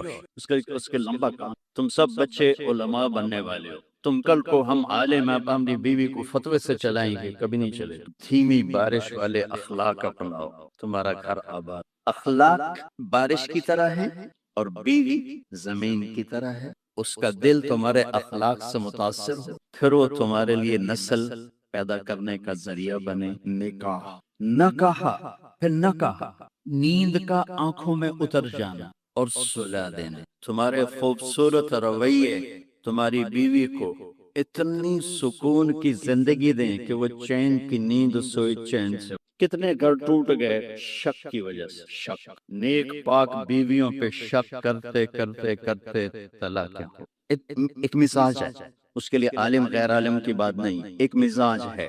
اگر تربیت نہ ہو تو یہ اپنے گھروں کو تباہ کر دیتا، چاہے عالم ہو، چاہے بادشاہ ہو، چاہے دیندار ہو، چاہے دنیا دار۔ بیوی کے فون چیک کیے جا رہے، کتنے فون کیتا ہے، کتوں فون آیا، کتوں میسج کیتا ہے، کتوں میسج آئے۔ یہ ایسے الو ہیں کہ اپنا گھر تباہ کر کے بیٹھ جاتے۔ اعتماد کرنا، اعتماد دینا۔ اور چوتھا مطلب ہے شاخوں کا جڑ کے چھاؤں بنا، جس کے نیچے نسل پروان چڑھتی۔ جیسے مرغی اپنے بچوں کو پروں میں چھپا لے تو پروان چڑھتے۔ خامن بیوی کے خوبصورت رویے اور اخلاق کو یوں مل کر ایک چھاؤں بناتے ہیں اور اس چھاؤں میں اگلی نسل پروان۔ مجھے ایک بچہ ملا چند دن پہلے، میڈیکل کالج پڑھتا ہے، کئی 3 دفعہ خودکشی کی کوشش کر چکا ہوں اور ہر دفعہ ٹاپ کرتا ہے کلاس میں۔ کیوں؟ کہ میرے ماں باپ آپس میں لڑتے بہت، ان کی لڑائی کی وجہ سے 3 دفعہ خودکشی کی کوشش، زندگی تھی بچ گیا۔ پھر آپ کے بیان سننے کا موقع ملا تو مجھے وہ سمجھ میں آئی ہے، تو میں پھر آپ سے ملنے آیا ہوں کہ میں اب کیا کروں۔ تو ان بچوں کا نکاح ہو، جن کا ہو چکا ہے، ہم سب گھروں والے ہیں، ان کے ہونے والے ہیں۔ میرے عزیزو، نکاح کے اندر ہی پیغام موجود ہے زندگی کیسے گزرے۔ خوبصورت اخلاق، اچھے رویے، بیوی پر اعتماد اور اس کو محبت دے کر یکجان ہو جانا۔ چونکہ میں کسی کی بیٹی کو لے کے گھر آیا تھا، میں نے کسی کے گھر گیا، جو اپنا گھر، سہیلیاں، آنگن، ماں باپ، بہن بھائی چھوڑ کے آئی ہے، آتے ہی اگلے دن اس پر ساس کی چڑھائی الگ، سسر کی الگ، اور خامد کی بہنوں کی چڑھائی الگ، خامد کی اپنی الگ۔ اس بیچاری نے کیا قصور؟ شریعت کیا کہتی ہے؟ مفتی حضرات بیٹھے کہ اگر اس صاحب استطاعت ہے تو الگ گھر لے کر دے، اگر بچی مطالبہ کرے مجھے الگ رہنا ہے تو اس کو الگ گھر لے کر، اس کی ہمت نہیں کرائے پر لے سکتا ہے تو کرائے پر لے کر دے، اس کی ہمت نہیں تو گھر میں ایک حصہ پورشن اس کا الگ ہو، اس کی ہمت نہیں تو ایک کمرہ، ایک کچن، ایک ٹوائلٹ اس لڑکی آنے والی کا۔ اگر اس کی بھی ہمت نہیں تو روزے رکھو، تے تسبیح پڑھو، کسی دے دین و برباد نہ کر، بھئی کسی کی بیٹی کو برباد نہ کر کہ وہ کبھی ساس کے کپڑے دھو رہی ہے، کبھی سسر کے کپڑے دھو رہی ہے، کبھی اس کی بہنوں کے کپڑے دھو رہی ہے۔ تو میری ماں دے ابو بولنا نہیں، ارے بے وقوف، اگر تیری ماں زیادتی کرے تو بیوی کو بچا، اگر بیوی زیادتی کرے تو ماں کو بچا، اگر بہنیں زیادتی کرے تو بیوی کی حفاظت کر، بیوی زیادتی کرے تو بہنوں کی حفاظت، سسر کی طرف سے شدت ہے تو اپنی بیوی کے ساتھ ہو، بیوی کی طرف سے بدتمیزی ہے تو اپنے ماں باپ کی حفاظت کر، یہ لے جانے والے کی ذمہ داری ہے۔ لیکن چونکہ ہم معاشرت پڑھتے نہیں، علماء سے گلا ہے، یہ فقہی مسائل پہ ایسی تقریریں کرتے ہیں کہ پاستینے چڑھا لیتے ہیں، اور جب معاشرت کے ابواب چلتے ہیں تو تقریر ہو رہی ہے، دب دبا دب دبا۔ ترمذی کی جلد ثانی جب میں پڑھ رہا تھا اور ایک تیز رفتار گاڑی چل رہی تھی تو بھی پڑھتے پڑھتے آنکھوں سے آنسو آ جاتے تھے، ایسی کتاب ہے ترمذی کی جلد ثانی، معاشرت خوبصورت۔ لیکن مولانا یاسین صاحب نے فرمایا کہ بھائی بس اب جو سوال کرے گا اس کی پٹائی ہوگی، تلاوت پوری تلاوت، اتنے خوبصورت مضامین۔ رفع یدین کروں گا تو میں جہنم میں جاؤں، اور نہیں کروں گا تو میں جہنم میں جاؤں، سورۃ فاتحہ نہیں پڑھوں گا تو جہنم میں جاؤں، پڑھوں گا تو جہنم میں جاؤں۔ یہ وہ مسائل ہیں جن پر جنت اور جہنم کا دار و مدار نہیں، لیکن جو معاشرت میں بتا رہا ہوں یہ وہ ہیں جن پر جنت اور جہنم کا دار و مدار ہے۔ میری بد اخلاقی مجھے اٹھا کے جہنم میں ڈال دے گی، میرے اخلاق مجھے جنت کے عالی مقام تک پہنچا دیں۔ میرے نبی نے فرمایا اخلاق اچھے کرو، ضامن ہوں جنت الفردوس میں گھر لے کر دوں۔ لیکن ہمارے علمی حلقوں میں فقہی مسائل پر فضول کی طاقت لگا، اللہ کے فضل سے ہم ابو حنیفہ رحمت اللہ علیہ کی تحقیق پر مطمئن ہیں، جو علماء دیوبند نے اس کی تشریح کی ہم اس پر مطمئن ہیں۔ اب ہمیں دلائل سناؤ یا نہ سناؤ ہم مطمئن ہو چکے ہیں، ہاں لیکن میں زندگی کیسے گزاروں؟ میں نے باپ سے کیسے بولنا ہے، ماں سے کیسے بولنا ہے، میں ایک لڑکی کو گھر لے کر میں نے اس کا زندگی کیسے گزارنی؟ اگر میں نے 8 سال میں ایک سبق بھی ایسا نہ سنا تو میں تو ان پڑھ اور جاہل ہوں، مجھے کیا خبر؟ وہ فریب خردہ شاہی جو پلا ہو کر گسوں میں، اس سے کیا خبر کہ کیا ہے روح رسم شاہباز۔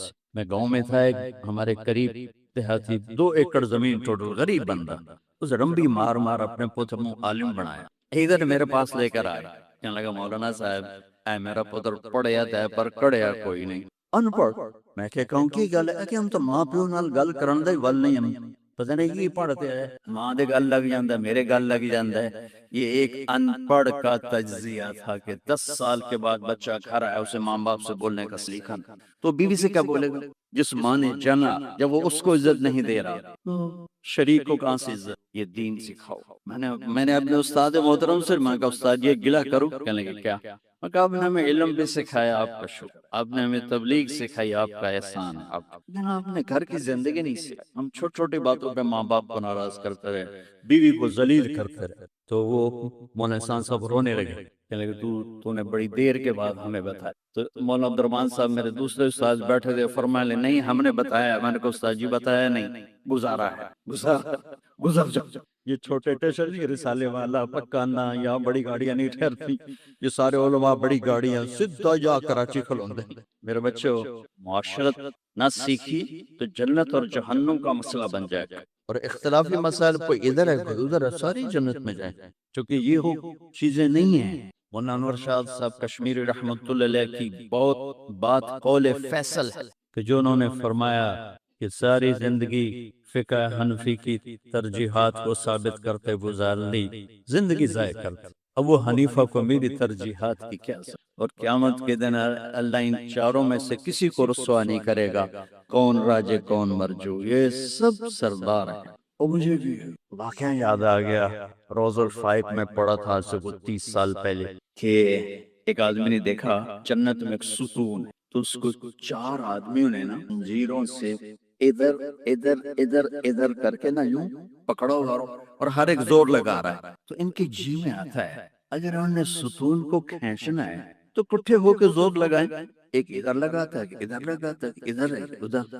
تو ایک فرشتے سے پوچھتا ہے بھئی یہ کیا چکر ہے، ستون کیا ہے، یہ لوگ کون ہیں؟ تو وہ کہتا ہے فرشتہ یہ ابو حنیفہ ہے، یہ مالک ہے، یہ شافعی ہے، یہ احمد ہے، اور یہ دین کا ستون ہے، ان چاروں کی محنتوں سے سیدھا کھڑا ہو۔ یہ روز الفائق کا واقعہ میں آپ کو سنا 30 سال بعد یاد۔ اللہ ان میں سے کسی کو رسوا نہیں کرے گا، ان کی تحقیقات پہ کبھی راج مرجو کے فیصلے نہیں ہوں گے، لیکن جو چیز میں ابھی بول رہا ہوں اس پہ جنت اور جہنم کا دارومدار۔ ماں باپ کے ساتھ زیادتی ہوگی، بیوی پر ظلم ہو، بھائی کا حق مارا، بچوں کا حق مارا، زندگی جنت اور جہنم کے درمیان آ جائے گی۔ بد اخلاقی، میرے نبی سے پوچھا گیا ایو سیئۃ اعظم، سب سے بڑی برائی کیا ہے؟ ہم نے کہا سوء الخلق والشق المطاع، بد اخلاقی اور بخل سب سے بری برائی، سب سے بڑی برائی۔ کہ ایو حسنۃ اعظم، سب سے بڑی نیکی کیا ہے؟ حسن الخلق والتواضع والصبر علی البلاء، اچھے اخلاق، صبر، تواضع اور اچھے اخلاق کے حقدار سب سے زیادہ میرے رشتہ دار ہیں۔ رشتوں میں ماں ہے، باپ ہے، بیوی ہے، بچے ہیں، بہن بھائی، سب۔ اس رشتے کو محبت کا پانی پلاؤ، چین کی زندگی گزارو۔ تانے، طنز، بولیاں، شدت، یہ ہمارا ماحول بن چکی۔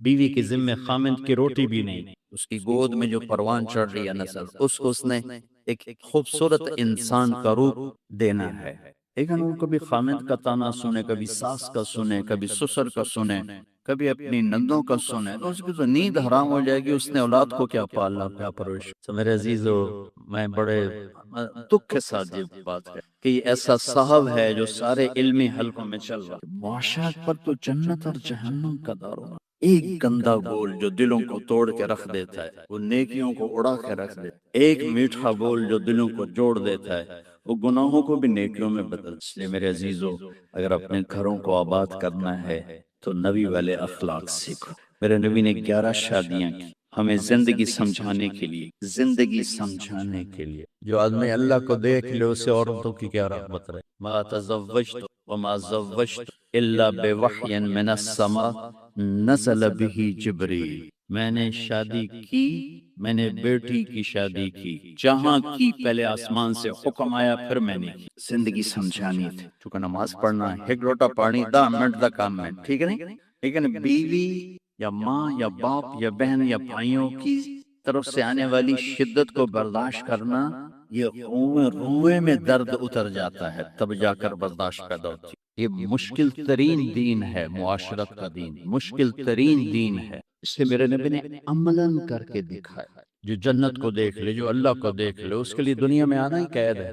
معراج میں اللہ کو بھی دیکھ لیا، جنت کو بھی دیکھ لیا، پھر آ کے شادیاں ہو رہی ہیں، 50 سال کے بعد 10 شادیاں، اس لیے ہر بڑی عمر سے چھوٹی عمر سے برابر کی عمر، زیادہ مالدار درمیانے لیول کی، اپنے جیسے مالدار، اپنے سے غریب، اپنا گھر، اپنا قبیلہ، اپنا خاندان سے باہر، مطلقہ، بیوہ، کماری، جتنی نسبتیں عورتوں کی ہیں ساری نسبتوں میں شادی کر کے دکھائی۔ یہی 4 نسبتیں عورتوں کی، ان سب میں خرابات کر کے دکھائی، اور اچھے اخلاق کے سفر جہاد کا۔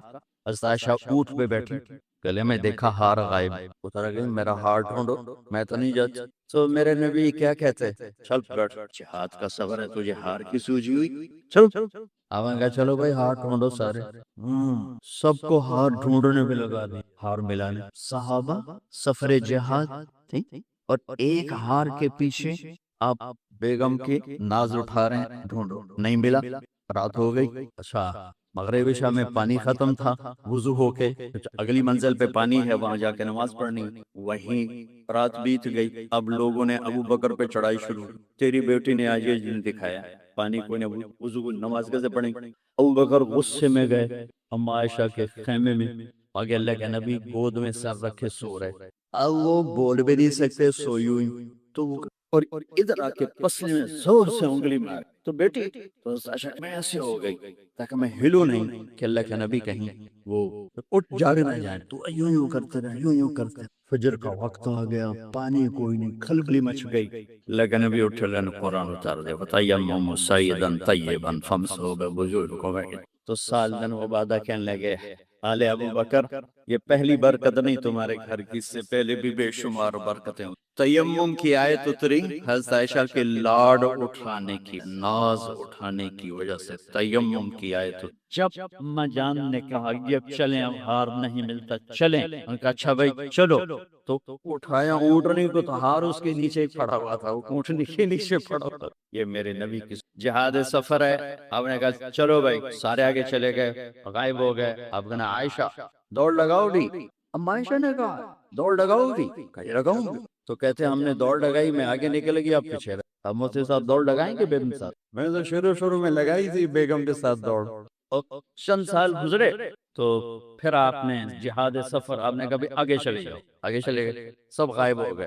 کہا عائشہ دوڑ لگاؤ گی؟ کہا لگاؤں گی۔ تو کہنے کا ان دنوں تبدنت، میں موٹی ہو گئی تھی، جب دوڑ لگی تو اللہ کے نبی آگے نکل گیا، حاضی بتلکا، کہا عائشہ اب تو اور میں برابر ہو گئے۔ یہ زندگی میرے نبی نے، آپ کبھی عائشہ کہتے، کبھی کہتے عائشو، عائشو لاڈ سے، عائشو یا عائشو، جیسے ہم نامے رگز کو گاگو گی منا منی نہیں کہتے، تو میرے نبی یا عائشو سکھ۔ اگر آپ کو عربی ادب کا تھوڑا سا اندازہ ہو، پھر آپ اس لفظ کا مزہ لے سکتے ہیں، یا عائشہ، کب کہتے یا حمیرہ، یا حمیرہ، لقمے بنا کے کھلاتے۔ ہم عائشہ گلاس اٹھایا پانی پینے کے لیے، ہونٹ لگائے، جہاں گلاس رکھا میرے نبی اٹھاتے، جہاں حضرت عائشہ کے ہونٹ لگے ہوتے تھے وہاں ہونٹ لگا کے پانی۔ اللہ کی قسم ہمیں سکھانے کی۔ پھر بڑی گوشت کی بڑی بوٹیاں ہوتی تھیں، ابالیہ، حضرت عائشہ سے اٹھاتی اور ایک دو جگہ سے نوچ کے کھاتی اور پھر رکھ دیتی۔ تو اللہ کے نبی اٹھاتے اسی گوشت کے ٹکڑے کو جہاں حضرت عائشہ نے کاٹا ہوتا تھا وہاں سے کاٹ کاٹ کے کھاتے۔ میرے رب کی قسم، یہ صرف ہمیں سے یہ ابواب پڑھانے کے ہیں۔ ان ابواب کو اگر آپ نے نہ پڑھا تو آپ ایک جاہل ہوگے گھر کی زندگی کے بارے میں، آپ کو کچھ پتہ نہیں ہوگا کہ گھر کی زندگی کیا ہوگی، کیسے ہوتی۔ عرب کے ماحول میں بیوی سے اظہار عشق عیب، معشوق سے اظہار عشق فخر۔ میری بات سمجھ آ رہی؟ بیوی سے محبت کا اظہار عیب تھا، رن مرید، زن مرید، تو ہمارے ہاں بھی، اور معشوق سے عشق یہ ایک فخر۔ یہ چند شعر سنا، هل تبکین لیلا اذا مت قبلها وقام على قبر النساء النوار۔ لیلا کے لیے اس کا مجنون، ہم تو مجنون کہتے ہیں، اس کا نام تھا توبہ، توبہ ابن السمہ الخفاجی، عراق کا قبیلہ خفاج مکے میں آباد ہے. اب نام آیا نا لیلا کا. کما لو اصاب الموت لیلا بکیتها وجاد لها دمع من العین صافع. لیلا کا نام ہے. وأغبط من ليلى بما لا أنال بلا كل ما غرت به العين طائف. پھر بھی لیلا کا نام ہے. ولو أن ليلى الأخيلية سلمت علي بدوني جندل وصفائح. لیلا کا نام آیا. چار اشعار ہر بیت میں لیلا لیلا لیلا لیلا. اس کی بیوی نہیں ہے، عشق ہے. اور وہ کھلم کھلا شعر کہہ رہا ہے. ترکت ہوا لیلا وصعدا بمعزل وعدت الى مسحوب اول منزل سعدا لیلا وفینا. یہ سب سچے کردار ہیں. اے ساڑھے ہیر رانجے دا وارشہ دا دماغ الٹا ہویا ہے دوست لکھ چھڑی. یہ کوئی کردار نہیں ہے سسی پنو لیلا ہیر رانجا یہ سب، لیکن یہ سچے نام لیلا سعدا وفینا سعاد یہ سب صحیح کہانیاں ہیں. تو میں لیلا کی سنا رہا ہوں اور اس کا عاشق کھلم کھلا کہہ رہا ہے مجھے لیلا سے عشق. اس کے باپ نے کہا تو نے مجھے رسوا کر دیا. حرم میں تھے، کہیں توبہ کر دو آج کے بعد لیلا کا نام نہیں لے گا. تو وہ شاعر بلیغ تھا.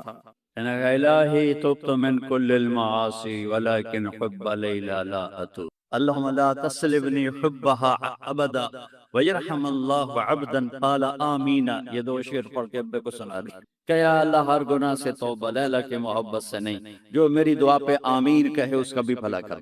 یہ میں نے آپ کو عرب کا ماحول بتایا. اس ماحول میں کسی کا کہنا مجھے بیوی سے پیار ہے جگر بول دے کر. یہ بات سمجھ میں آ گئی. اب مسجد میں محفل ہے اور میرے نبی سے ایک شخص پوچھتا ہے یا رسول اللہ من احب الناس الی، آپ کو سب سے زیادہ کس سے پیار؟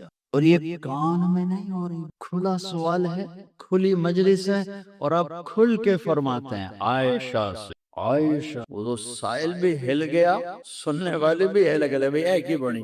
اس نے جلدی سے سوال بدلا یا رسول اللہ میرا مطلب ہے کہ مردوں میں سے کون پیارا ہے؟ تو آپ نے نبض اس کی دیکھ لی. تو اب آپ نے کہنا تھا ابو بکر سے، تو آپ نے کہا عائشہ کے عباس. ابوہا عائشہ کے عباس. میرے بچوں، میرے محترم اساتذہ و مفتیان، یہ زندگی پڑھانے کی ہے جو ان کے کام آئے گی. انشاءاللہ رفع یدین کرنے والے بھی جنت میں جائیں گے، نہ کرنے والے بھی جائیں گے. اگر کبائر سے اجتناب ہے، محرمات سے اجتناب ہے تو اونچی آمین کہنے والی بھی جائیں گے، پس آمین کہنے والی بھی جائیں گے. یہ تو مختلف ہی چیزوں میں جنت جہنم کا پھر معیار نہیں رہ جاتا، پھر اولا غیر اولا کا معیار رہ جاتا ہے. لیکن جو چیزیں میں آپ کو زندگی کی بتا رہا ہوں ان پر جنت اور جہنم کے فیصلے ہونے. تو اپنے گھروں کو اگر آباد کرنا ہے تو اپنے نبی والے خوبصورت اخلاق اپناؤ، جس سے میرا گھر آباد ہوگا، آپ کے گھر آباد ہوگا. ایک آیت سنا دیتا ہوں جس میں پوری زندگی موجود. ہن لباس لکم وانتم لباس لہن. تمہاری بیوی تیرا لباس. اس سے تشبیہ ہے. آپ کا کیا خیال ہے؟ میں ابھی کپڑے بدل کر آیا ہوں، اس پر میں چائے گراؤں گا، خود سالن گراؤں گا، بلکہ وہ ضیافت جب کپڑے پہنے ہوئے دھلے ہوئے تو ہم آستینے چڑھا کے کھانا کہ کہیں آستین سالن میں نہ ڈوب جائے. سامنے ہم کوئی رومال رکھتے ہیں کہ اس پر کوئی سالن کا قطرہ نہ گر جائے، کوئی چائے نہ گر جائے، کوئی داغ لگے تو فوراً دھوتے ہیں. کبھی دیکھا کسی نے اپنا کرتا پھاڑنا شروع کر لیا؟ میں قربان جاؤں، قرآن کیا کلام ہے. ایک لفظ میں پوری زندگی سمجھا دی کہ جتنا لباس کو بچاتے ہو اتنے اس رشتے کو بچا لو تو زندگی آباد ہو. ہن لباس وانتم لباس لہن. اللہ عورتوں سے بھی کہہ رہا ہے کہ تیرا خامن تیرا لباس، اور ہمیں کہہ رہا ہے تیری بیوی تیرا لباس. دونوں کو اللہ نے سمجھا دیا کہ جتنا لباس کی حفاظت کرتے ہو اتنا اس رشتے کی حفاظت کر لو. تو غریب کا بھی مالدار کا. گھروں کی آبادی کا تعلق نہ علم سے ہے، نہ فتوے سے ہے، نہ پیسے سے ہے، نہ فقر سے ہے. گھروں کی آبادی میٹھے بول سے، اچھے اخلاق سے، محبت سے، اظہار محبت سے. ڈاکٹر عبدالحی رحمت اللہ علیہ کی پڑھ رہا تھا میں واقعات، تو اس میں ایک انہوں نے خود ہی اپنا ایک واقعہ ارشاد فرمایا کہ میں اپنے ایک مرید کے گھر گیا کھانا کھانے، تو کھانا بہت بڑھیا تھا، تو فرمایا کہ کس نے کھانا بنایا؟ کہا جی بیگم نے کہا بلا کر کہا بیٹی آپ نے کھانا بہت اچھا بنایا تھا، آپ کا شکر گزار۔ تو اس نے رونا شروع کر دیا۔ تو ڈاکٹر صاحب رحمت اللہ علیہ فرمانے لگے بیٹی رونے کی کیا بات ہے؟ کہ حضرت آپ کے مرید کے پاس 30 سال ہو، ایک دفعہ کبھی اس نے نہیں کہا تو نے کھانا اچھا بنا۔ حوصلہ افزائی کرو، تعریف کرو۔ دیکھو خوشامد حرام ہے، تعریف تو حق ہے۔ وہ جو آتا نا اس کے منہ میں مٹی ڈالو، اس سے مراد تعریف نہیں خوشامد۔ اس میں بڑے اشکال میں رہتا تھا کہ حوصلہ افزائی تو اور یہ آ رہا ہے کہ جو تعریف کرو اس کو منہ میں مٹی ڈالو، تعریف تو حوصلہ افزائی ہوتی ہے۔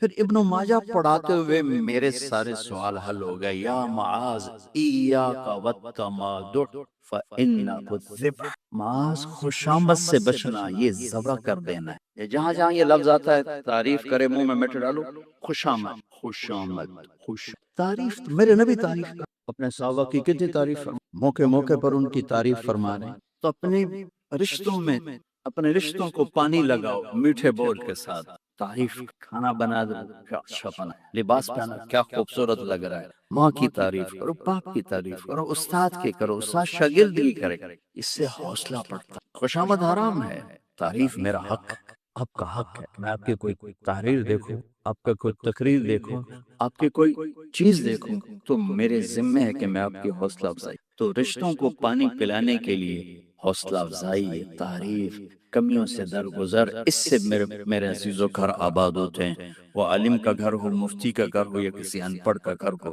گھروں کی یہ شکل و صورت 4 دن کا کھیل ہوتا ہے، کشش ختم ہو جاتی ہے، لیکن حسن سلوک، حسن اخلاق ایسا کبھی ڈھلتا نہیں۔ سورج تو نصف النہار پہ آ کر ڈھل جاتا ہے، اخلاق کا سورج موسم نہیں ڈھلتا ہے، یہ چڑھتا جاتا ہے، چڑھتا جاتا ہے۔ تو اپنے گھروں کو آباد کریں اس نے سلوک کے ساتھ۔ اس نے میرے نبی حضرت میمونہ کے گھر میں تھے، اب رات کو پیشاب آیا، باہر نکلے، پیچھے آنکھ کھل گئی اما جان کی، دیکھا بستر خالی، چکر لے دیا ان کو، سوکن پنے نے، کہنے لگی اچھا میری باری میں مجھے چھوڑ کر دوسری بیوی کے پاس چلے گئے، سوکن کنڈی لگا دی۔ اللہ کے نبی آئے، دروازہ بند، آپ نے دستک دی، میمونہ دروازہ کھولو، کہا میں تو نہیں کھولتی۔ آپ نے کہا کیوں؟ کہا مجھے چھوڑ کے دوسری بیوی کے پاس چلے گئے۔ اللہ کی بندے انی حاقن، حاقن کہتے ہیں زور سے پیشاب آیا، کہ مجھے پیشاب آیا تھا بڑے زور کا، کہ کوئی پیشاب نہیں، مجھے پتا ہے آپ کہاں گئے ہیں۔ وہ حضرت عائشہ پیشاب ہو رہا تھا، تو آپ نے کہا اب میمونہ انا رسول اللہ، میں اللہ کا رسول ہوں، صرف تیرا خامن نہیں ہوں، میں کیسے خیانت کر سکتا ہوں؟ پھر پکرن لگو ہوئی، پہلے وہ سوکن پن آئے گا تھا، سوکن، کن کیسے کہتے ہیں؟ لوہے کو تیز کرتے ہوئے، دھار بناتے ہوئے جو چھوٹے چھوٹے ذرات اڑتے ہیں، ذرات، اس کو کن کہتے ہیں۔ آنکھ میں پڑ جائے نا تو آنکھ آدمی تڑپ جاتا ہے، تو جس کی آنکھ میں 100 ذرے پڑ جائیں اس کا کیا حال ہوگا؟ یہ ہے 100 کن، 100 کن، اس سے ہے کہ آنکھوں میں 100 ذرے پڑ گئے، بشر ہے۔ تو آپ نے کہا میں اللہ کا رسول ہوں، میں خیانت کر سکتا ہوں؟ پھر تو جا کے نا دروازہ کھلا، ڈرتے ڈرتے، تو اللہ کے نبی مسکراتے ہوئے آئے اور آ کر اپنے چارپائی پہ لیٹ، ایک لفظ، ایک لفظ، میرا عزیز، یہ میرے نبی جس میں یہ سارے دروس موجود،